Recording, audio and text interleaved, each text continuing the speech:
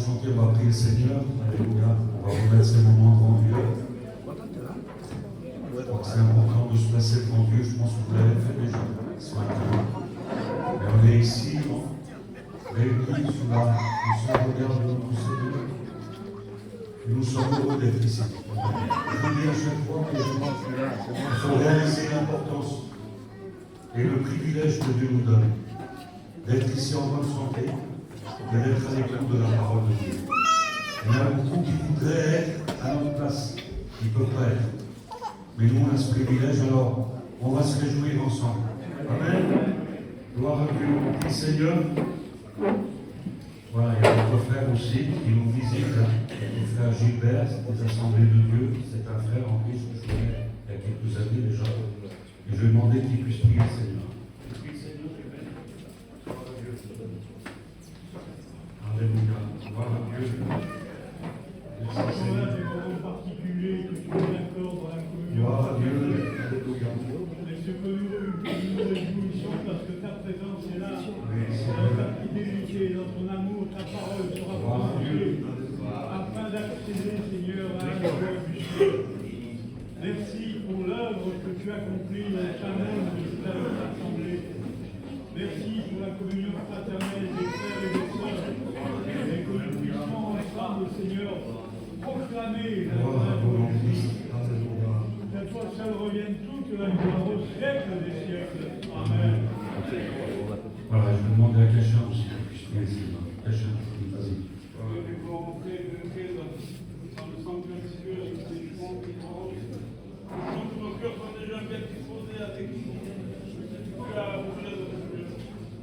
Ouvre mon cœur matin. Et je vois ton cœur de Dieu. Dieu c'est mon bien. Dans les chambres, il y a la route. Gloire à nous, Christ.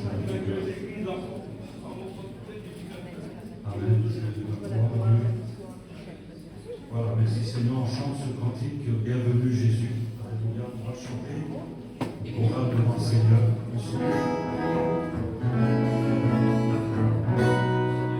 Bienvenue Jésus.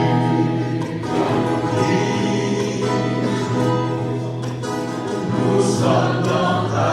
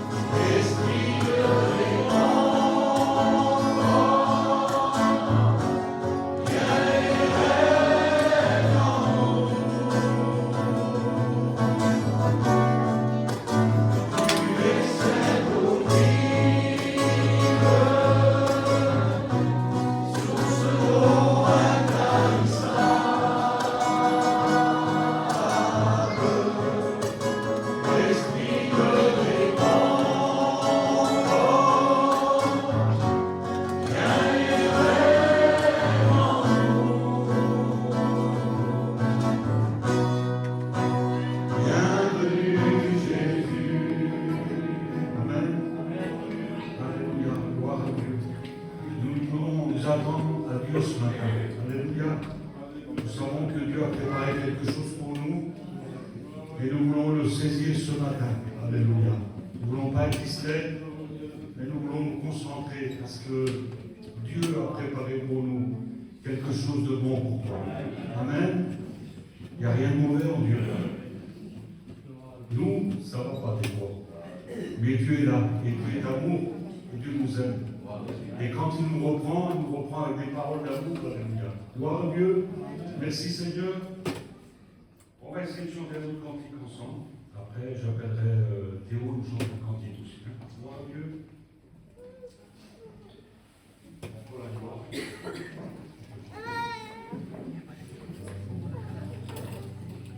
connais des vieux cantiques là.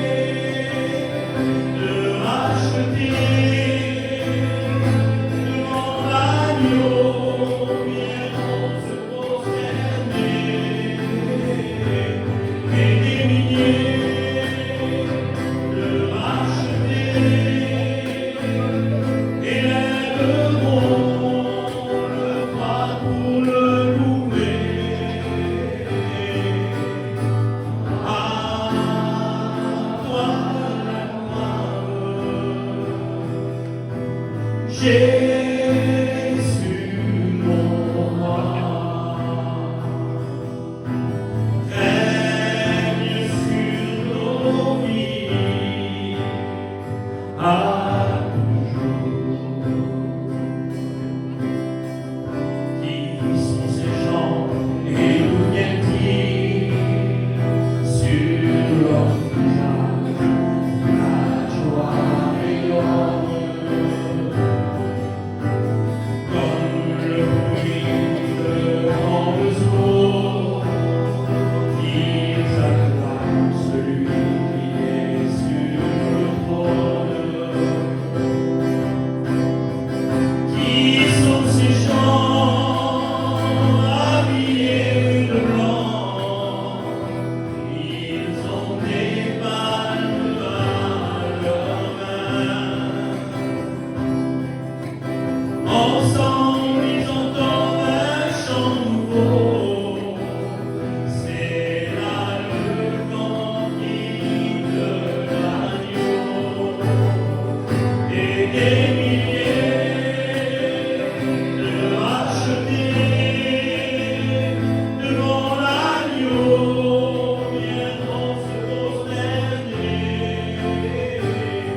Et des milliers de rachetés élèveront le bras pour le louer. À toi la gloire, Dieu, trois fois saint, règne sur nos vies à toujours.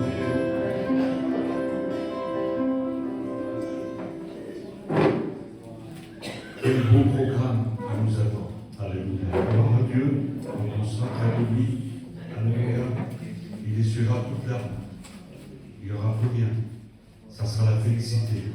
En attendant ce jour, il faut chaque jour, comme la Bible dit, de se perfectionner chaque jour, de s'approcher de Dieu. Alléluia. Nous vivons ces temps difficiles, c'est vrai, mais Dieu est là avec nous. Alléluia. Nous ne sommes pas tout seuls. Vous savez, quand je suis parti à Saint-Denis, 3 jours là, je ne sais pas comment vous dire, il y avait le feu du ciel qui est tombé, il y a eu des renouvellements, Dieu m'a parlé aussi à moi, ça a été quelque chose de fort. Alléluia. Il y a des moments comme ça que Dieu permet. Il faut en profiter. Amen. Il faut profiter de ces occasions que Dieu nous donne. Amen. Et ce matin, c'est un séminaire aussi ici. Gloire à Dieu. Il y a la présence de Dieu. Il y a Dieu qui est là au milieu de nous.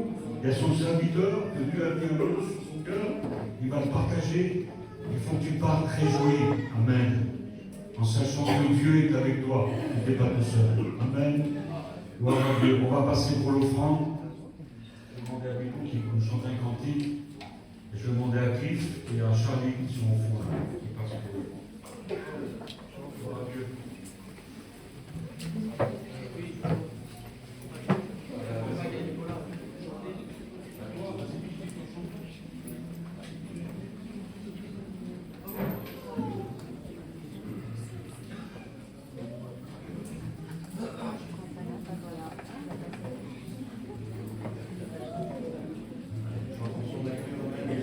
Amen.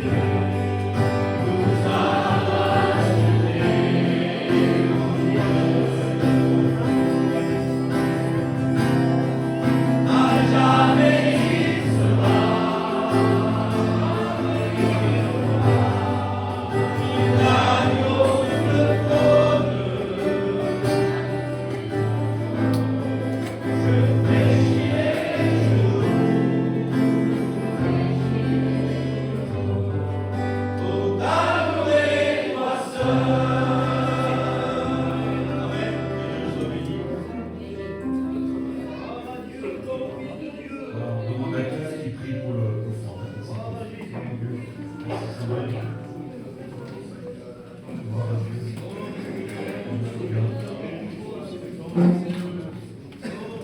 Gloire à ton nom, Christ. Alléluia. Amen. Merci Seigneur. Alors on va écouter la compagnie de notre frère, on chante un cantique. Gloire à Dieu. Et après on demandera aussi à Alliance qui se prépare pour chanter un cantique. Gloire à Dieu. Merci Seigneur.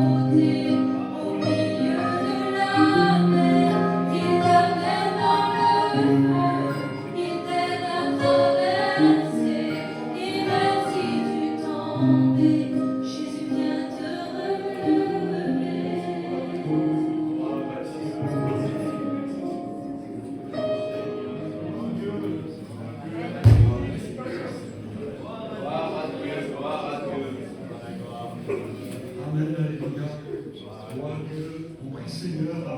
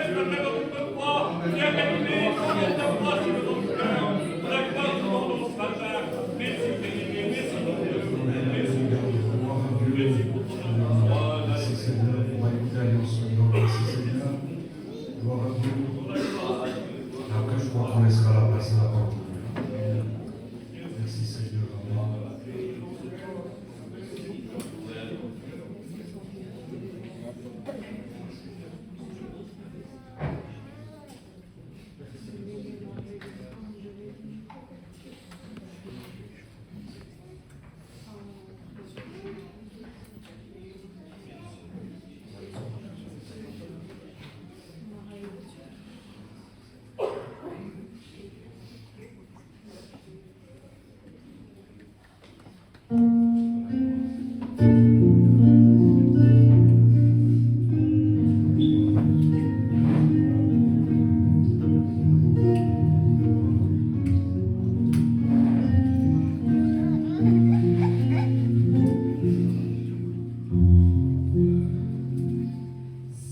la terre venait à s'arrêter, si la mer aussi se déchaînait, si le vent se mettait à souffler, si les montagnes se renversaient,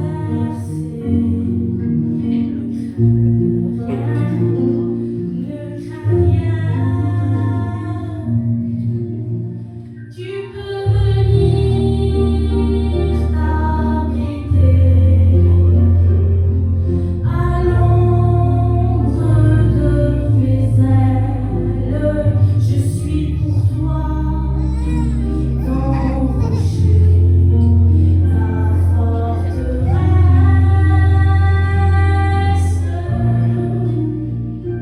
Je t'entoure de mon amour.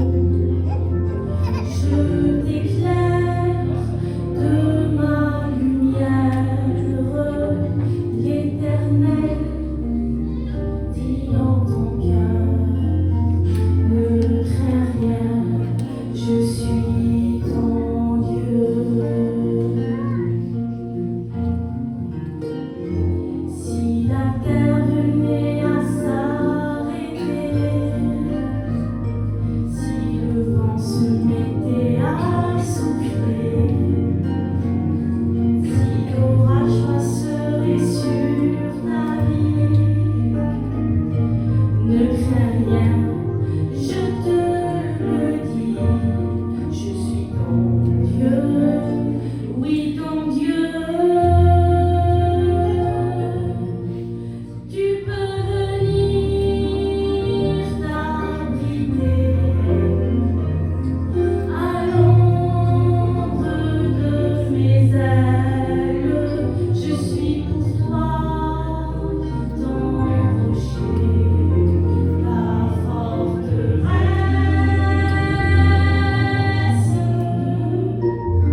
Je t'entoure de mon amour. Je t'éclaire de ma lumière, l'Éternel dit en ton cœur, ne crains rien, je suis ton Dieu.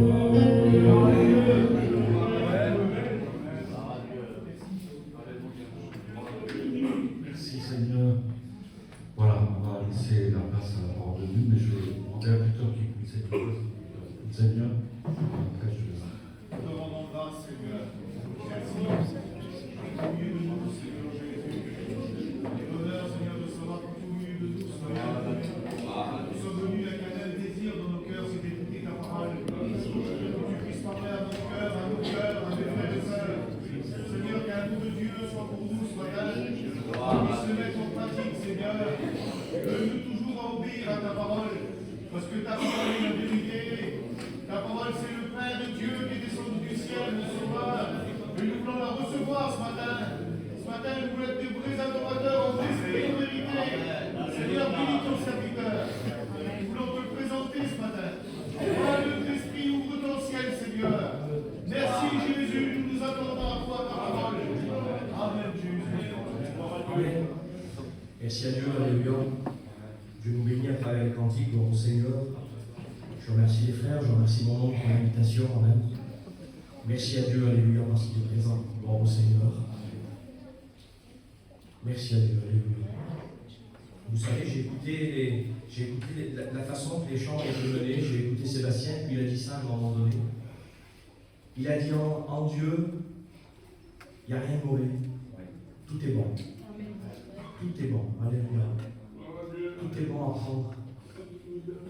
L'agneau, on le mange entier. Tout est bon. Alléluia. Vous savez, nous, des fois, ce qu'on voit avec nos yeux, on le comprend avec notre cœur. Vous savez, Dieu nous demande des choses, des fois. fois, c'est pas mauvais. Elles sont bonnes pour nous. Mais avec nos yeux, on ne les comprend pas. On a besoin de les comprendre avec notre cœur. Alléluia. Pas facile à Abraham de tout quitter. Pas facile d'obéir des fois, parce qu'avec nos yeux, on ne comprend pas. Mais le Seigneur veut qu'on travaille avec notre cœur. Alléluia. Parce qu'on voit. Pas comme Samuel qui regarde Eliab et qui dit certainement celui-là est le roi d'Israël. Non, Dieu travaille avec les cœurs. Alléluia.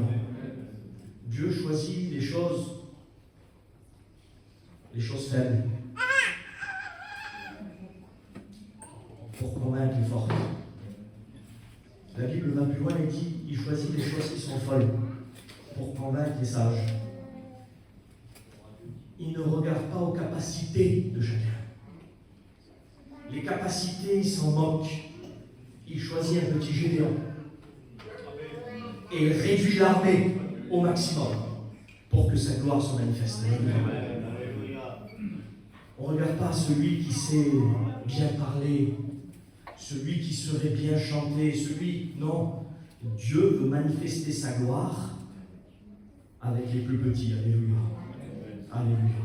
La seule chose qu'il veut, c'est l'obéissance. Gloire au Seigneur. L'obéissance. Parce que c'est bon une réunion. Alléluia. Hier, j'étais avec les frères. On s'est réjouis. On a été au Rallye de Jeunesse, un péage de Roussillon. Et puis j'ai hésité à aller au Rallye de Jeunesse parce que j'étais en train de méditer la parole. Et en réalité, j'ai réfléchi. Je me suis dit, quel meilleur endroit pour être dans ta présence, Seigneur. Il n'y a pas un meilleur endroit. J'ai été béni tout au long. La parole m'a enrichi, la parole m'a béni. Et je pensais déjà à cette réunion ici. Et le Seigneur m'a béni. Alléluia. Alléluia. Vous savez, j'ai réalisé ça dans une réunion. On rentre dans les réunions, chez nous c'est la même chose. Je vous l'ai dit tout à l'heure, c'est de l'obéissance. Le Seigneur nous a dit à travers un épître, il a dit arrêtez d'écouter la parole. Maintenant, il faut passer une étape. Il faut arriver à la mettre en pratique. Arrêtez de vous borner à l'écouter. Rien ne sert à répéter un message une fois qu'il a été prêché. Rien ne sert même de le transmettre. Si nous, à la base, on n'a pas été capable de le mettre en pratique. Amen. Si tu le mets en pratique, ce que tu vas transmettre, quel impact que ça va avoir. Amen. Parce que le message t'aura travaillé, parce que le message t'aura façonné, il t'aura changé, il t'aura bonifié. On se réunit pour devenir meilleur. Donc à chaque fois qu'on écoute la parole de Dieu, on doit monter une marche et dire Seigneur, je me regarde dans ce miroir qui est ta parole, et Seigneur, bien je monte une marche. Seigneur, je m'adapte à la situation. Je m'adapte à ce que tu demandes, Seigneur. Merci à Dieu. Et puis, je reviens à ce que je disais, on rentre dans l'église bien souvent, et je l'ai fait souvent. Et il y a quelques temps, quelques jours en arrière, juste avant de prêcher, le Seigneur me faisait comprendre quelque chose. Vous savez, bien souvent, on s'assoit à notre place, on s'assoit sur une chaise, et puis on attend la parole de Dieu avec un cœur pour être béni. Et puis je l'ai dit tout de suite, je dis quelle bonté une réunion. Et le Seigneur me disait dans mon cœur autre chose. Il disait, c'est risqué une réunion. On prend des risques quand on vient à la réunion. Bizarre ce que je vous dis ce matin. Seigneur, on prend des risques. On prend des risques que tout ce qui est caché ici, ça peut être dévoilé. On ne se rend pas compte des fois. On ne se rend pas compte des fois le pas qu'on fait de s'exposer à la parole. On ne se rend pas compte le pas qu'on fait de se mettre devant le miroir et d'être transparent devant le Seigneur, de ne rien cacher. On peut cacher à tous ceux qui sont là, mais devant lui, alléluia, on ne cache rien. C'est risqué de venir à la réunion. On s'expose à la parole, on s'expose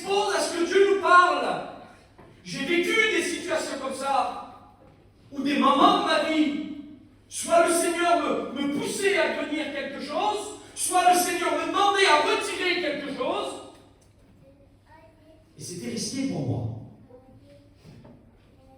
J'en mets pas large, la réunion. Mais le Seigneur veut bénir, amen. Les risques qu'on prend, c'est quoi? De devenir meilleur. Ils ne sont pas si élevés que ça, en fait. Alléluia. On rentre dans le message, amen. Gloire au Seigneur. Je suis vraiment béni d'être là, alléluia. Vous savez, moi, j'ai appris ça de mes anciens. Ils sont là tous les deux. J'ai mon oncle qui est là, mon cousin petit qui est là. Et puis, ils m'ont dit à tour de rôle, ils m'ont dit, quand j'étais jeune étudiant, et je prends toujours leurs conseils, merci Seigneur,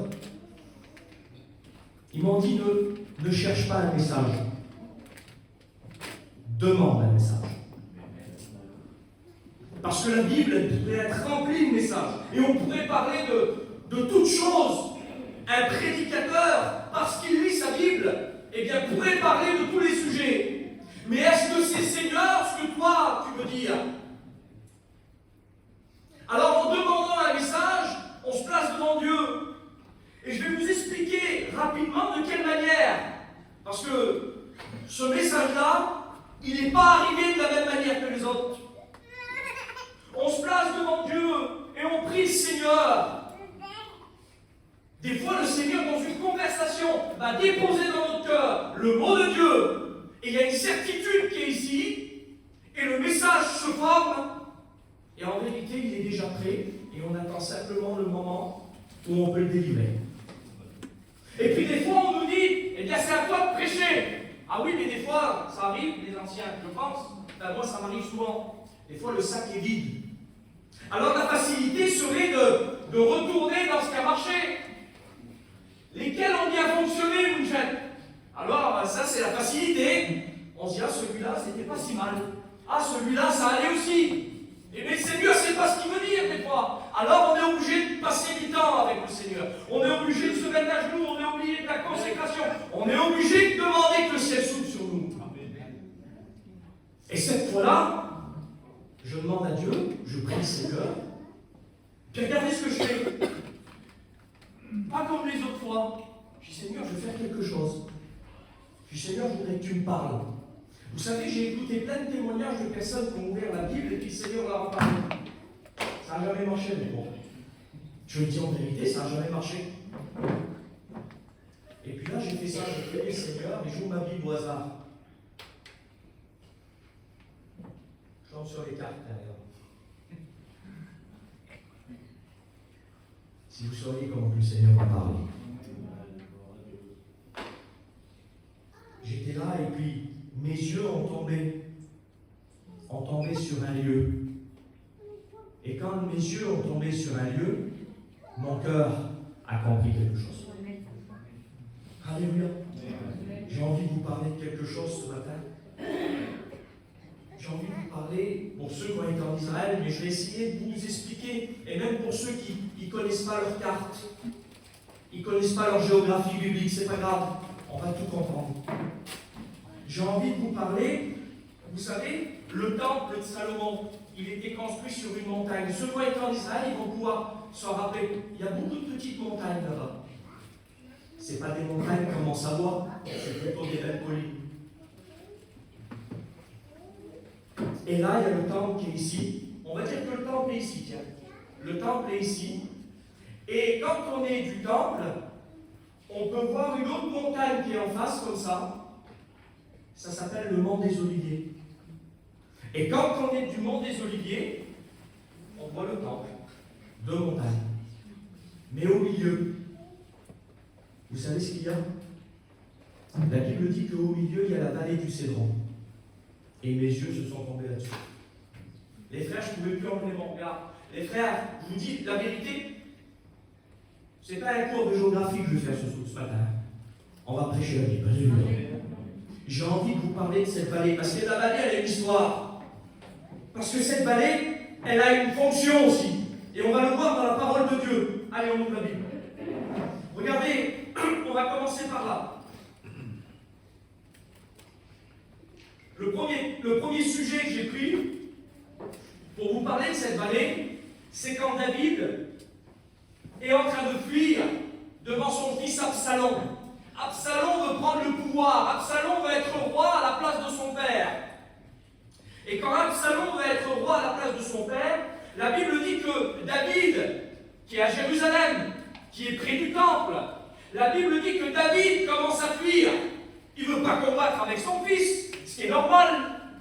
On ne veut pas se battre avec nos enfants. Vaut mieux la fuite devant son fils. Alors il part. Et la Bible dit qu'il commence à prendre et passer par le torrent du Cédron.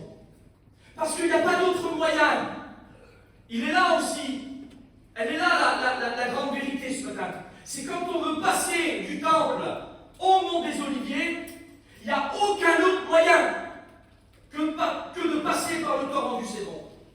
Et la Bible dit que David commence à fuir, il passe par le torrent du Cédron et il commence à monter sur le mont des Oliviers. La Bible dit, regardez ce qui est marqué, lorsque David, au verset 32 du livre de 2 Samuel, chapitre 15, verset 32, lorsque David fut arrivé, et c'est précis la Bible, les mots sont précis, il faut s'arrêter sur chaque mot. Quand David fut arrivé au sommet, au-dessus, regardez ce qu'il commence à faire. Il adora l'Éternel. Il ne s'arrête pas à moitié. Il ne fait pas simplement un pas sur la montagne pour adorer. Il attend d'être au sommet. De la même manière que Moïse, quand Dieu doit lui parler sur le mont Sinaï, la Bible est précise. Et la Bible dit que Moïse monta au sommet de la montagne. Nos efforts doivent être jusqu'au bout. Alléluia.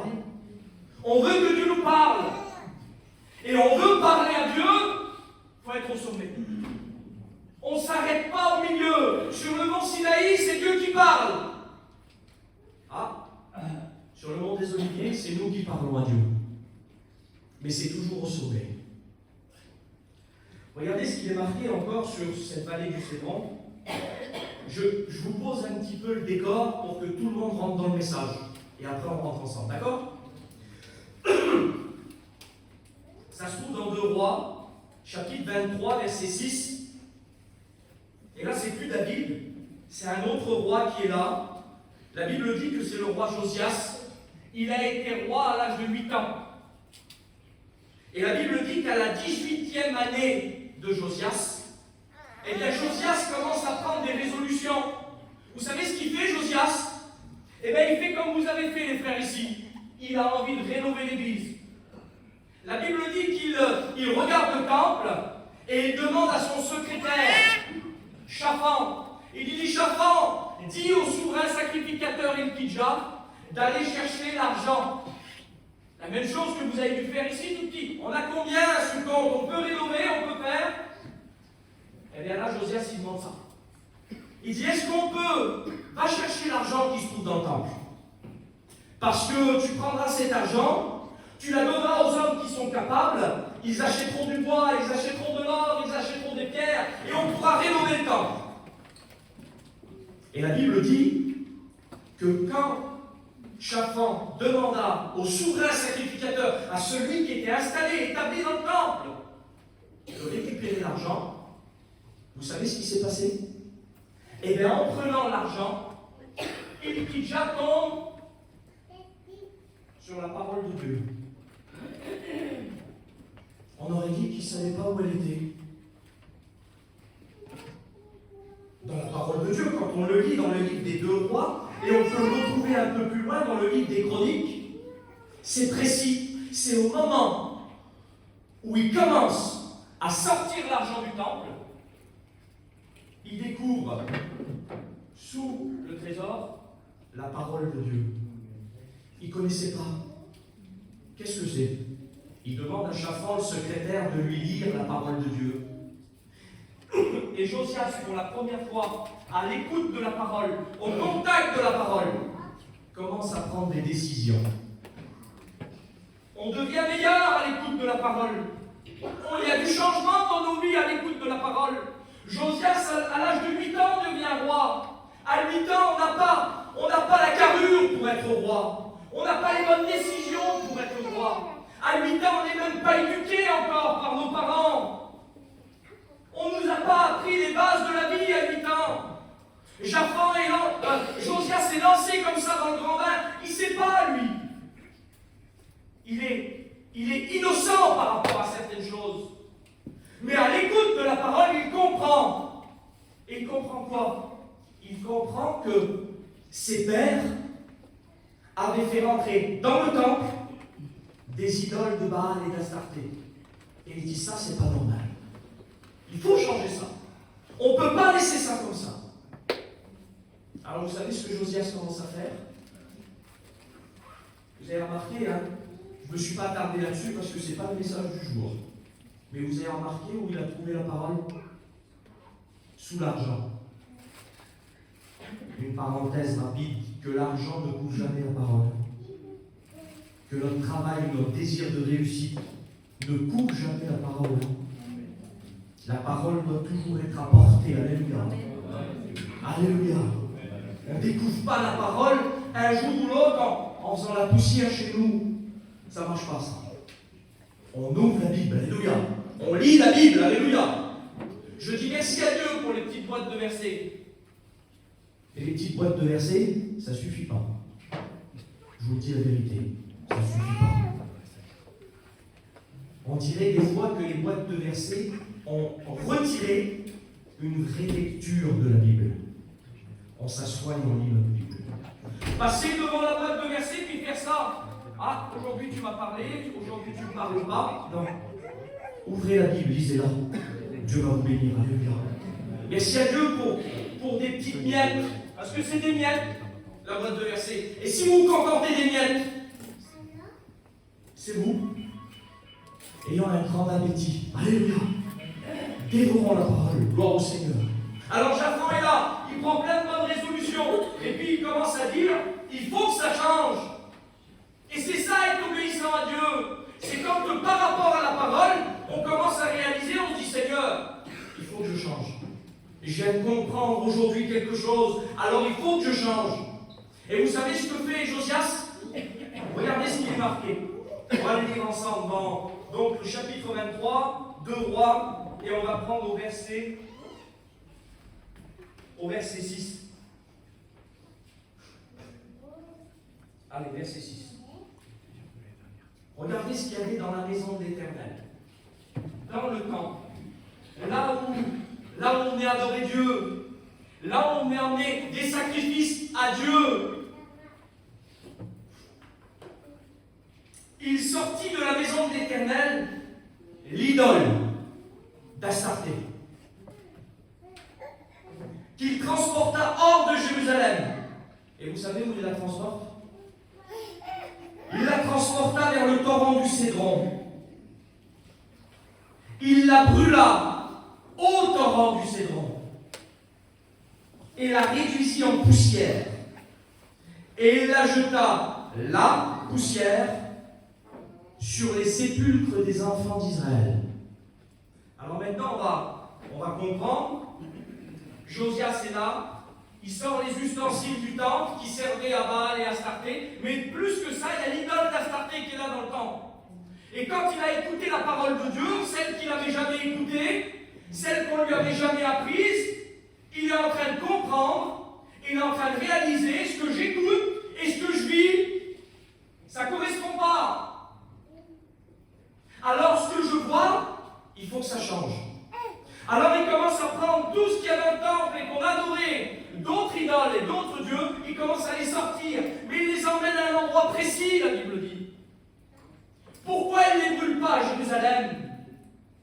Pourquoi il ne sort pas simplement du temple et il ne commence pas à tout brûler, à tout réduire en poussière? La Bible dit qu'il vient ici au torrent du Cédron, parce que je vous l'ai dit tout à l'heure, c'est ici qu'il y avait des sépulcres. C'est ici, quand les gens mouraient, on les mettait ici. Je m'excuse du mot que je vais employer, si certaines personnes sont concernées. Mais quand on voulait faire le deuil de quelque chose ou de quelqu'un, ben c'est ici qu'on le mettait. Quand on veut se séparer et oublier, c'est au torrent du Cédron qu'on est. C'était l'endroit le plus bas qu'il y avait en descendant de Jérusalem. N'oubliez pas que c'est un torrent. Donc c'est une vallée, mais au fond de cette vallée, il y a une petite rivière qui passe. Vous savez, Cédron, ce que ça veut dire? Ça veut dire trouble. Elle ne devait pas être claire, cette eau. Tellement qu'on mettait des choses dedans. Tout ce qu'on voulait se débarrasser, c'était dans le torrent du Cédron. Alors, Josias est là, et il dit, on va tout sortir. Et on va emmener ça au torrent du Cédron. On va brûler. Est-ce que vous comprenez maintenant? Jérusalem ici, le torrent du Cédron. On vient sortir ce qu'il y a du temple. On l'amène au torrent, on le brûle, on s'en débarrasse. L'endroit ici, il y a des sépulcres aussi. C'est pas l'endroit rêvé. C'est pas le meilleur endroit. C'est pas celui où on voudrait toujours être. Mais on veut le voir dans la parole de Dieu. C'est celui qui est un passage obligatoire. On est obligé d'y aller au moins de temps en temps. J'ai envie de dire au moins une fois, mais une fois c'est pas assez. Au moins de temps en temps, il faut y aller. Au moins de temps en temps. Vous savez à quoi il me faisait penser, moi, ce torrent-là, cette vallée? Il me fait penser à David, quand il écrit le psaume 23. Je vous l'ai dit tout à l'heure, David fuit son fils Absalom. Il est obligé de passer par ce torrent. Il est obligé de descendre. Et ensuite, il a remonté sur le mont des Oliviers. Dans le psaume 23, David parle de cette vallée-là. Vallée de l'ombre. L'ombre de la mort. Une vallée difficile. Une vallée qu'on ne veut pas passer. Tout à l'heure, un cantique a été chanté. Il parlait du désert. Il y a des endroits qu'on ne veut pas aller. Il y a des endroits où on ne regarde même pas dans ce sens-là. Mais je vous l'ai dit tout à l'heure, c'est l'obéissance qui est important. Le frère l'a dit, en Dieu, il n'y a rien de mauvais. Et la direction, Seigneur? Non, mais il n'y a rien de mauvais en Dieu. Et Seigneur, je ne comprends pas ce que tu me demandes, mais il n'y a rien de mauvais en Dieu. C'est lui faire confiance qui est important. C'est de faire ce pas avec Jésus qui est important. Je pense à l'apôtre Pierre quand il est dans la barque et qu'il voit Jésus de nuit et il croit que c'est un fantôme et il dit: est-ce toi, Seigneur? Oui, c'est moi. Seigneur, permets que je vienne vers toi. Permets, parce que toi tu marches sur l'eau, permets que je marche aussi. N'oubliez pas que Pierre, c'est un pêcheur. Il passe ses journées dans les barques. Il passe chez lui dans les barques. C'est un pêcheur, Pierre. À chaque fois qu'il est sorti de sa barque, Pierre, son pied est rentré dans l'eau, à chaque fois. Et là, Jésus lui demande de le rejoindre. Quelque chose qu'il n'a jamais fait, ça. Quelque chose qu'il ne comprend pas. Mais ce pas, il faut le faire. Il faut l'engager, ce pas. Et dire: Seigneur, sur ta parole je fais, Seigneur. On peut pécher toute la nuit avec des bonnes intentions. Et ça ne marche pas. Mais sur la parole de Dieu, un seul coup de filet, et ça marche. C'est différent sur la parole de Dieu. C'est différent d'obéir à la parole. Alors, on sait ce que c'est le Cédron maintenant. Alors quand je parlais de ça avec un garçon l'autre jour, je dis: tu connais le torrent du Cédron, la vallée du Cédron? Il me dit: quoi? Il n'avait pas compris. Quoi, le Cédron? Il dit: je dis: non, c'est pas pareil. C'est différent. C'est un peu plus loin. Le torrent du Cédron. Donc on est là. Jérusalem est ici avec le temple. La vallée du Cédron. On a bien situé.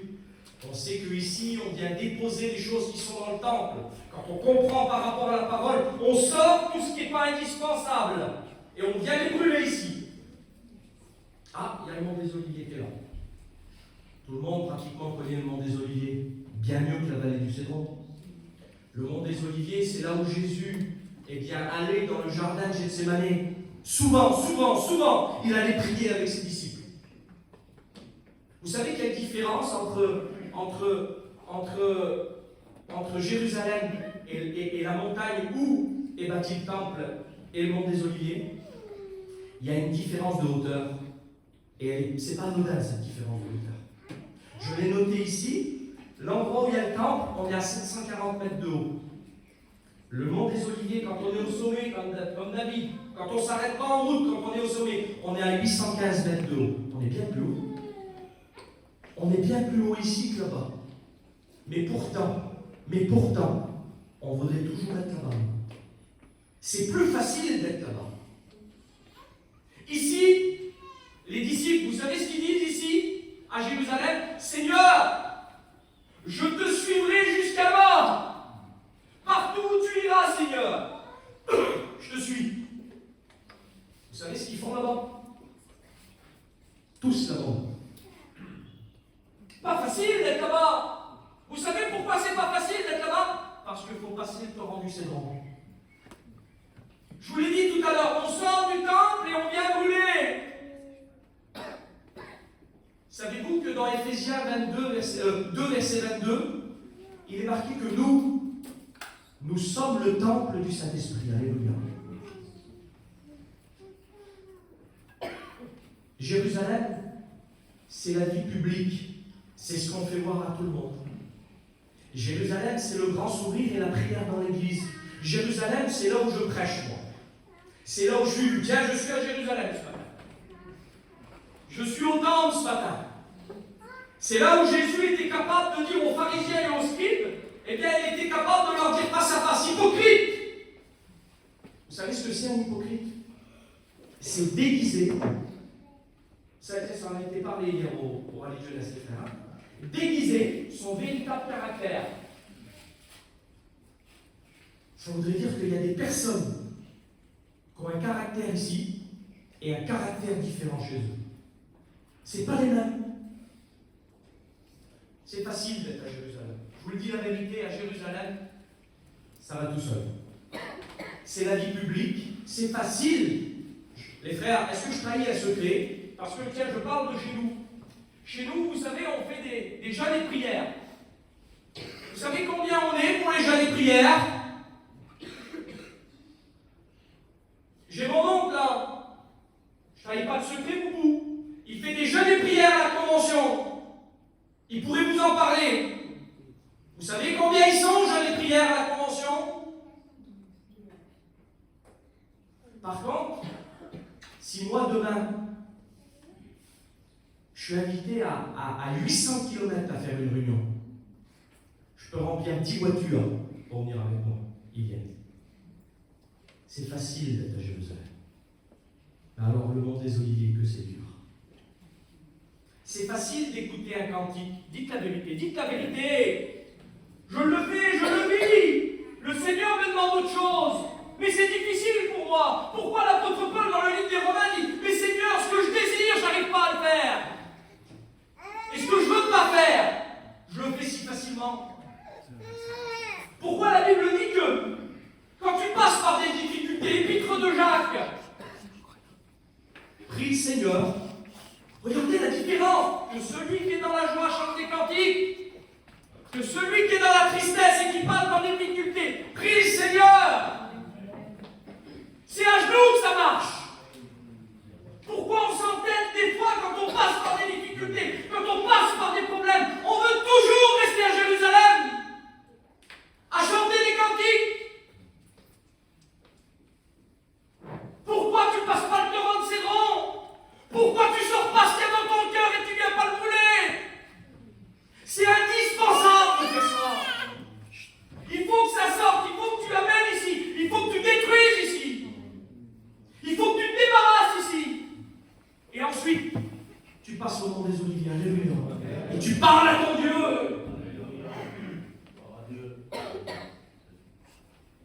La Bible dit que Élie était un homme de la même nature que nous. Ça veut dire que ce que je vis tout petit, je ne viens pas d'ailleurs. On est bien tous pareils, non? C'est bien difficile de passer un moment dans la prière.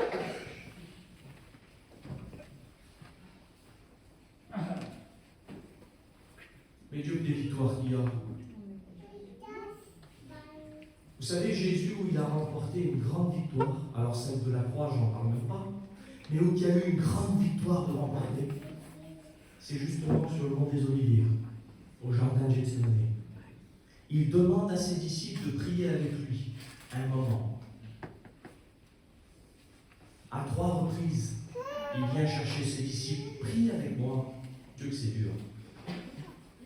Et puis là, d'un seul coup, une pensée lui vient à l'esprit. Père, imaginez-vous, Père, est-ce que cette coupe pourrait s'éloigner de moi? Quand Jésus accepte de venir et de sauver l'humanité, il sait tout d'avance.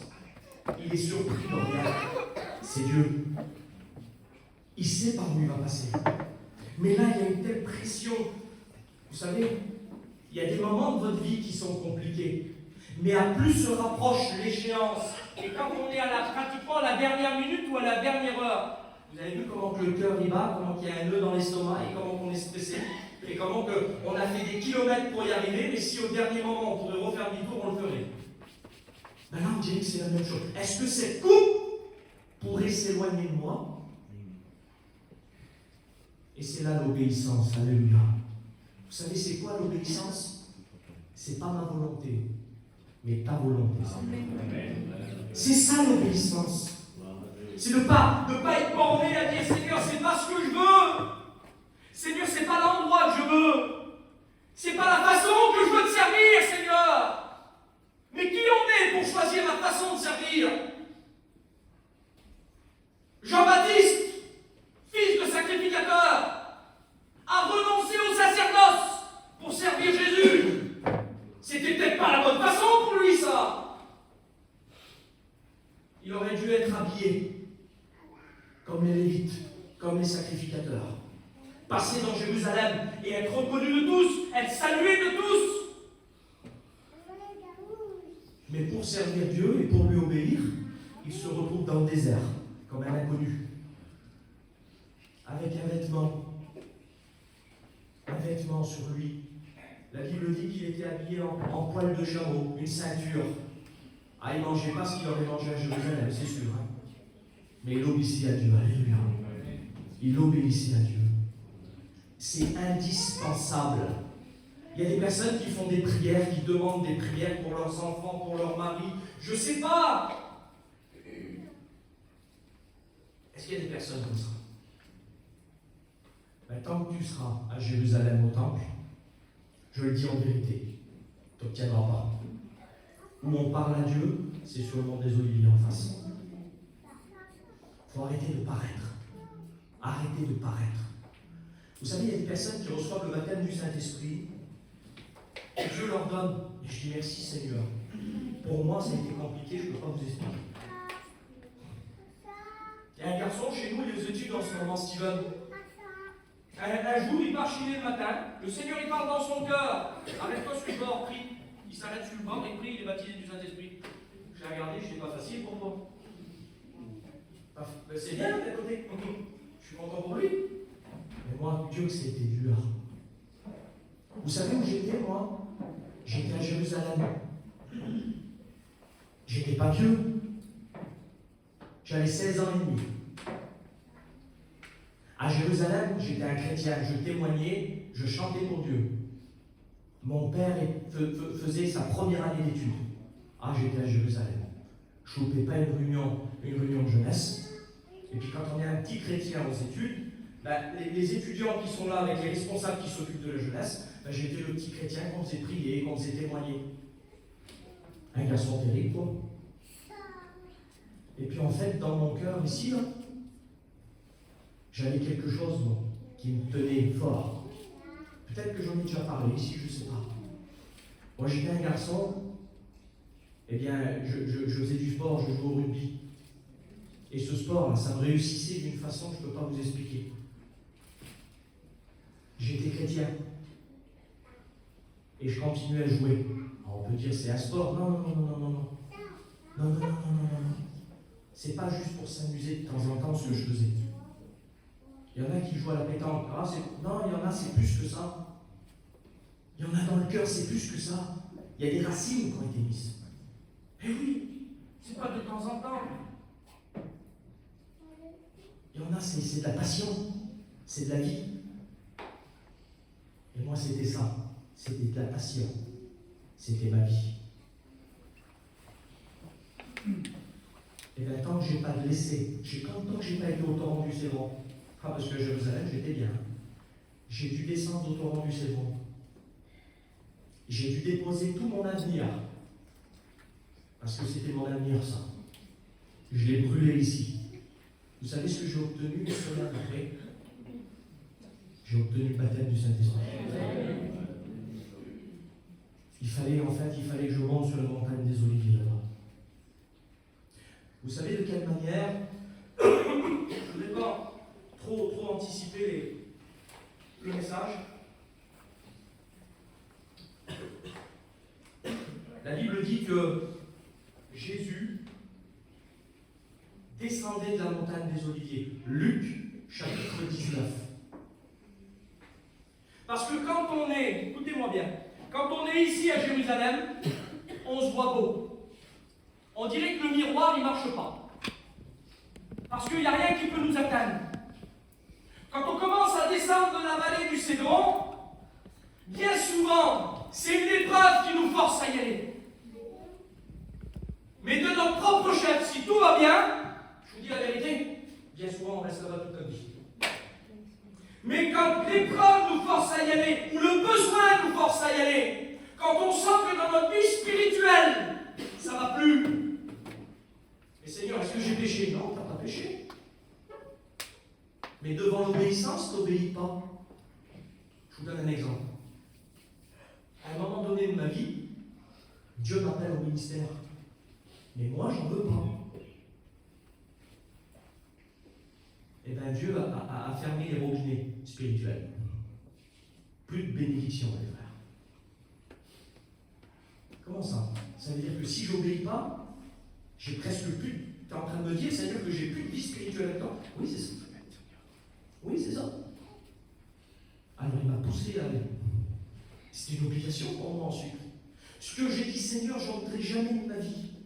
Et je ne voudrais pas. Au bout d'un an, vous savez ce que je faisais? J'étais à plat ventre par terre en disant, Seigneur, je m'en supplie, je veux te servir. Tellement que c'était dur. C'est le besoin qui nous pousse à y aller. J'aurais jamais été moi-même. Mais le besoin nous pousse à y aller. Et ensuite, alléluia, on reçoit. Ensuite, on est rempli. Alléluia. Alors Jésus revient du mont des Oliviers, Luc 19. On reviendra sur Luc 19 tout à l'heure, mais j'ai envie de vous parler de ça. Parce que quand on est ici, on ne voit rien. Tout va bien. Mais quand on a passé la vallée du Cédron, et quand on est sur le mont des Oliviers, je vous garantis, quand on regarde notre Jérusalem, quand on regarde notre cœur, vous savez ce qui se passe? Eh bien, Luc 19. Jésus regarde Jérusalem et il pleure sur l'état de Jérusalem. On se rend compte de la réelle chose qu'on est, de la réelle personne qu'on est. Il n'y a que sur le mont des Oliviers qu'on se rend compte de ça. Hein? Tant qu'on est ici, tout va bien. On regarde nos prédicateurs en face et on dit oui, ça va. Et quand on est là-bas, on peut s'humilier. On peut pleurer. Quand on est là-bas, on regarde l'état. Alléluia. Tout à l'heure, ça a été parlé de désert, c'est ma compagne qui a chanté ce cantique. Vous savez, ma compagne, elle ne sait jamais sur quoi je vais prêcher. Je suis un garçon, quand j'ai le message, là, j'en parle à personne d'autre. Limite, je me renferme sur moi-même, je n'ai pas envie de le dire à personne. Une fois qu'il est prêché, je vous donne mes notes si vous voulez, c'est pas un problème. Mais avant ça, on dirait que, je ne sais pas, on dirait que si je le dis, on dirait qu'il ne fonctionne plus après. C'est mon idée, je ne sais pas pourquoi. Voilà, c'est comme ça, c'est comme ça. Alors j'en parle à personne. Puis ma compagne a chanté ce cantique sur le désert. Et puis j'avais envie de vous parler de quelqu'un, j'avais envie de vous parler d'Élie. Élie, il a son ministère qui est public, lui. Il est, on va dire, au sommet de sa forme spirituelle sur le mont Carmel. Le mont Carmel, il va représenter un peu la Jérusalem. Hein? Il va représenter le temple. Il va représenter le ministère public, la vie publique. Il va représenter ce qu'on fait devant tout le monde. La Bible dit dans 1 Roi chapitre 17 que Élie était à Galade. Comme moi je suis d'où? On aurait pu dire Élie de Galade. Et la Bible dit qu'à un moment donné, Élie est là, il est sur le mont Carmel, il lance un défi aux faux prophètes de Baal et d'Astarté. On connaît tous cette histoire. Et puis, il attend que le feu descende du ciel. Bien sûr, le feu descend du ciel sur son holocauste à lui. Ce qui prouve à tout le monde que son Dieu est vivant. Donc là, il est rempli de force. Seigneur, là, c'est un Élie qui est capable de prêcher la convention. Il n'y a pas de problème. Il est capable de... Tout ce qu'on lui propose, il est capable de le faire. Et puis la Bible dit que Jézabel, la femme d'Akab, à qui appartenaient ces prophètes, eh bien elle commence à menacer Élie. Et puis je vous le dis la vérité, j'ai une autre pensée sur Élie. Quand je lisais la parole de Dieu, j'ai eu une autre pensée sur Élie. Parce que le Seigneur m'a donné ce message par rapport aux cartes, je vous l'ai dit tout à l'heure. J'ai continué à regarder les cartes. Le mont Carmel, c'est au-dessus d'Israël. C'est pas loin de la Samarie. Et vous savez ce qu'il n'y a pas loin du mont Carmel? Il y a Galaad, son pays à lui. Et quand Jézabel menace Élie, la Bible dit qu'il va au désert. Alors je me suis toujours dit, mais Seigneur, Élie, il s'enfuit. Élie, bien sûr, il y a un découragement à un moment donné, mais Élie s'enfuit, Élie a peur. J'ai une autre version. Je vais vous la donner, devant le Seigneur, j'ai une autre version. Je ne suis pas convaincu à 100% qu'Élie a peur, moi. Parce que je me dis, Seigneur, s'il aurait peur, la sécurité, c'est quoi? Rentre chez toi, Élie, pas à Galaad. Quand il vous arrive un problème en mission, que le camion il casse, vous faites quoi, vous? Vous allez plus loin, vous allez jusqu'au bord de la mer? Non? Vous rentrez chez vous? Ben là, il y a des menaces qui ont été faites. Rentre à Galaad, Élie. Et puis au pire, si tu n'as pas envie d'aller à Galaad, Élie, souviens-toi, il y a une veuve à Sarepta. Avec un peu de farine et un peu d'huile, t'as fait manger elle et son fils. J'en suis sûr qu'elle va t'accueillir, cette femme-là. Et puis Élie, en réalité, tu sais où il faudrait aller? Va au torrent Guérite. Le Seigneur t'a caché ici. Quand quelqu'un te menace, mon cher, tu te mets pas devant tout le monde, tu vas te cacher. Je fais la même chose. Ben va te cacher. Va au torrent Guérite, Élie. Tu as l'habitude. Le Seigneur a ordonné aux corbeaux qui viennent te donner à manger. Va au torrent Guérite, cache-toi. Élie va ni à Galaad, ni à Sarepta, ni au torrent de Guérite. Vous savez ce qu'il fait, Élie? Il traverse tout Jérusalem, de haut en bas. Et c'est ça qui me surprend, moi. Pourquoi il n'a pas été ailleurs se cacher? S'il veut fuir réellement cette Jézabel, pourquoi il va pas ailleurs? La Bible dit qu'il traverse tout Israël. Et il va dans le désert. Et vous savez pourquoi on sait qu'il traverse tout Israël? Parce qu'il dit, il laissa son serviteur à Beersheba. Et Beersheba, ça se trouve dans le sud d'Israël. C'est-à-dire que Élie commence à prendre une direction, une route. J'ai dans mon cœur ce sentiment que Élie a envie d'aller là-bas. La Bible dit que pour lui, il alla au désert. On le sait tous, au bout d'une journée de marche, c'est difficile. Alors là, il commence à demander la mort. Mais ce qui m'a éclairé, c'est quand l'ange vient et lui donne un gâteau et de l'eau. Et lui dit, mange, Élie. Élie mange. Une deuxième fois, l'ange vient. Et c'est là que c'est important. Il lui dit, mange, Élie, une deuxième fois. Pourquoi? Parce que le chemin que tu as à faire est long. Comment ça, le chemin? Quand je vais au désert, il n'y a pas de chemin, il n'y a pas de destination. Si vraiment j'ai envie de me cacher au désert, eh bien je vais en désert et je reste errant dans le désert pour ma vie. Mais là, l'ange lui dit, le chemin que tu as à faire, Élie, quand il y a un chemin, c'est qu'il y a une destination. Vous savez ce qui se passe derrière le désert, là? Il y a le mont Sinaï, le mont Horeb, je vous en ai parlé tout à l'heure. C'est là où Dieu parle. Il le sait, Élie, c'est un prophète. Il connaît la parole de Dieu. Il sait que Moïse a reçu la parole de Dieu là-bas. On l'appelait la montagne de Dieu, cette montagne-là. Je suis convaincu dans mon cœur que Élie prend cette direction pour que Dieu lui parle. Il est sur le ministère public.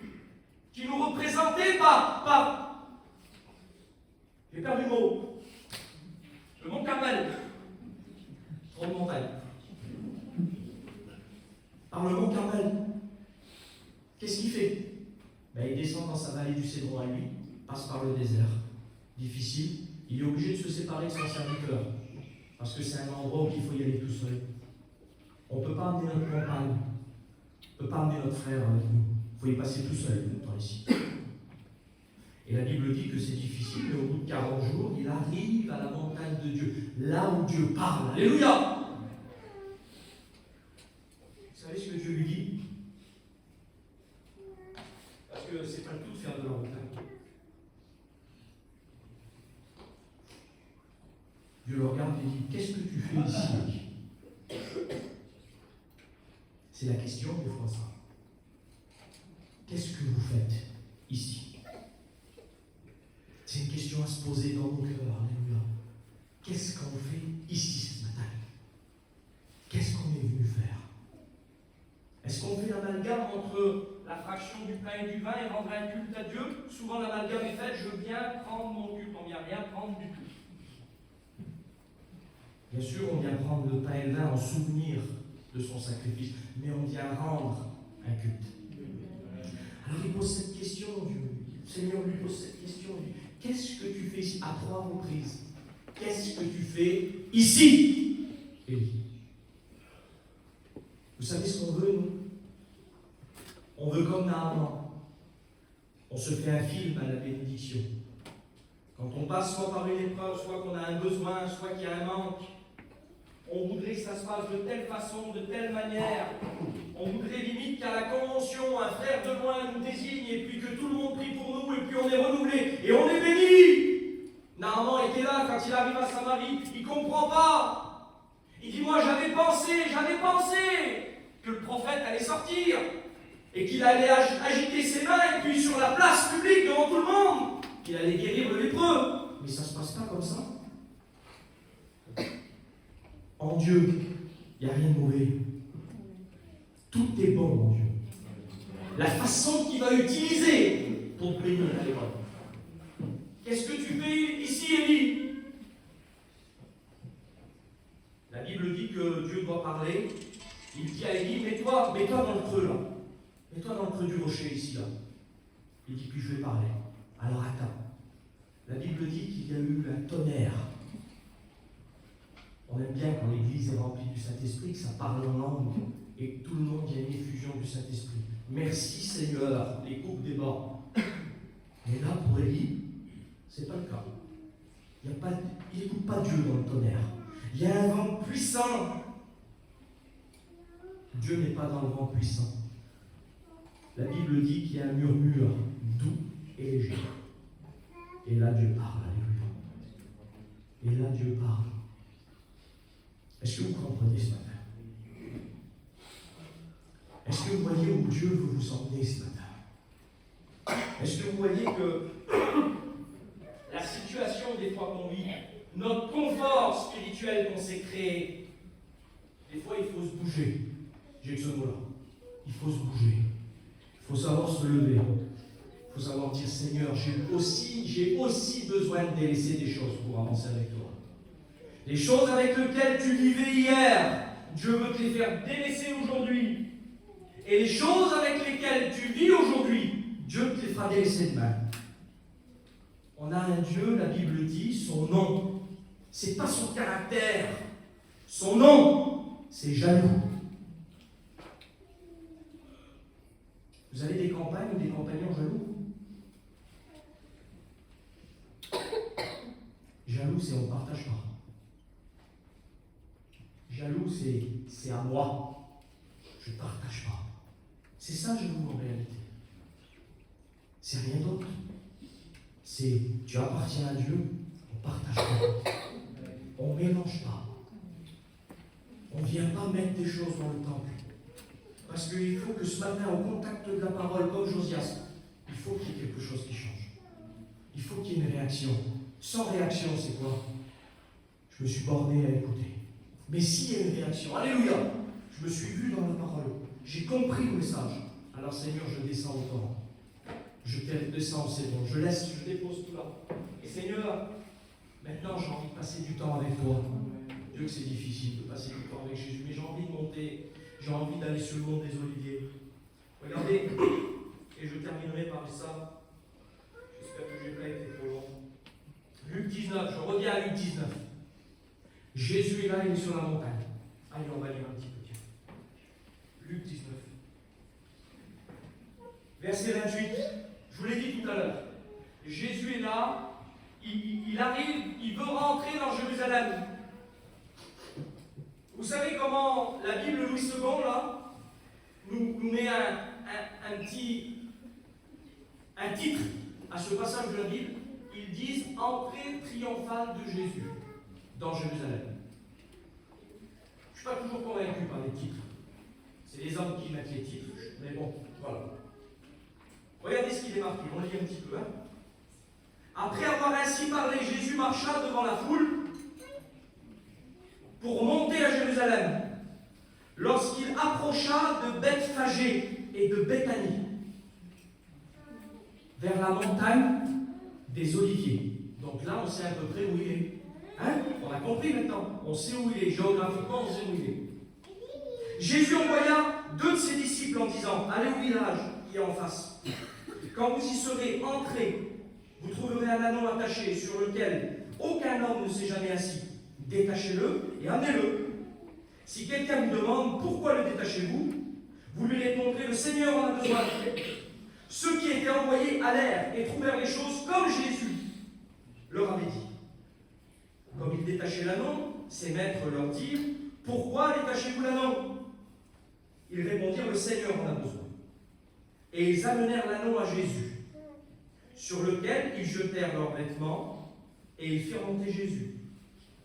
Quand ils furent en marche, les gens étendirent leurs vêtements sur le chemin.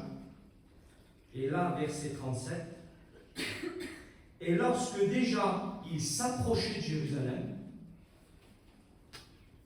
vers la descente de la montagne des Oliviers, donc on est où à votre avis là? Il s'approche de Jérusalem, c'est la descente de la montagne des Oliviers, il est dans la vallée du Cédron. Il n'y a pas d'autre endroit. Il est dans la vallée du Cédron. Regardez ce qui est marqué. Toute la multitude des disciples, saisis de joie, se mit à louer Dieu à haute voix pour tous les miracles qu'ils avaient vus. Ils disaient, béni soit le roi qui vient au nom du Seigneur, paix dans le ciel et gloire dans les lieux très hauts. Verset 39. Quelques pharisiens du milieu de la foule dirent à Jésus, Maître, reprends tes disciples. Et il leur répondit, là c'est important, le lieu est important. On est dans la vallée du Cédron. On est là où on vient brûler nos idoles, où on vient se débarrasser des choses, mais on est à un endroit aussi, on l'a vu tout à l'heure avec Josias, on est à un endroit où les gens ont l'habitude. C'est des sépulcres qui sont ici.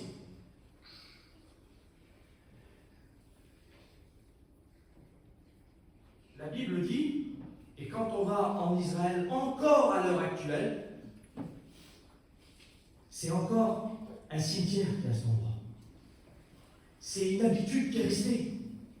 Encore aller en Israël, mettez-vous sur le mont des Oliviers, regardez ce qu'on appelle de nos jours le mont du Temple. Eh bien, au milieu, la vallée du Cédron, c'est des sépulcres. Et en Israël, on fait un amas de pierre quand on perd quelqu'un. Et quand les pharisiens viennent à cet endroit même et qu'ils regardent les disciples de Jésus, il leur dit, mais fais-les taire. Vous savez ce que Jésus dit? Il dit, mais si eux se taisent, ces pierres qui sont là, mais c'est pas des pierres banales ça. On n'est pas dans une cour en train de regarder ce qui se passe par terre. Il est dans la vallée du Cédron quand il parle. C'est des pierres de sépulcre là. Des pierres qui sont mortes. Il dit, mais si eux se taisent, ces pierres-là crieront à leur place. Est-ce que vous imaginez la portée du message de Jésus? Est-ce que vous imaginez la personne qui ce matin est capable de dire dans son cœur, mais Seigneur, moi je ne suis plus rien. Je suis mort.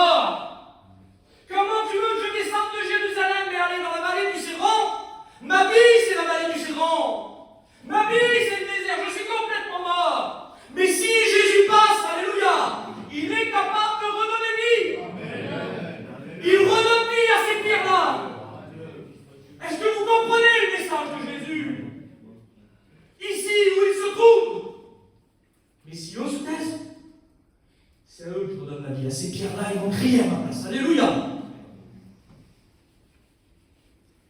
Il n'y a que du mont des Oliviers qu'on voit les défauts, qu'on voit les choses à changer. Une fois que Jésus fait ce passage et rentre dans Jérusalem, vous savez ce qu'il fait? Est-ce que vous savez ce qu'il fait? L'entrée triomphante. Vous savez ce qu'il fait? Il rentre dans le temple. Il chasse les vendeurs. Il nettoie. Il enlève tout ce qui n'est pas à la bonne place. Vous voulez qu'on laisse rentrer Jésus dans notre temple? Qu'il fasse un peu le tri. On laisse faire, on laisse faire. C'est ça le plus important, c'est de laisser faire. Faire comme Jairus. Jairus avait un besoin chez lui. Sa fille était mourante. La Bible dit qu'il emmena Jésus là où était l'enfant. Il l'emmène au bon endroit. Il ne l'emmène pas ailleurs. On prie le Seigneur ensemble. Alléluia.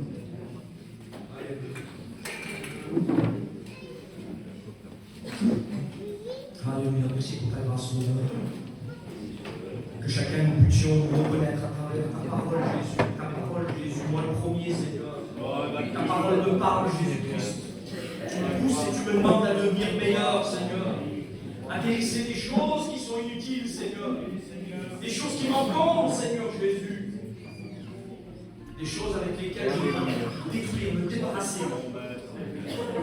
Bien souvent, Seigneur Dieu, j'aime beaucoup trop Jérusalem, beaucoup trop le temple.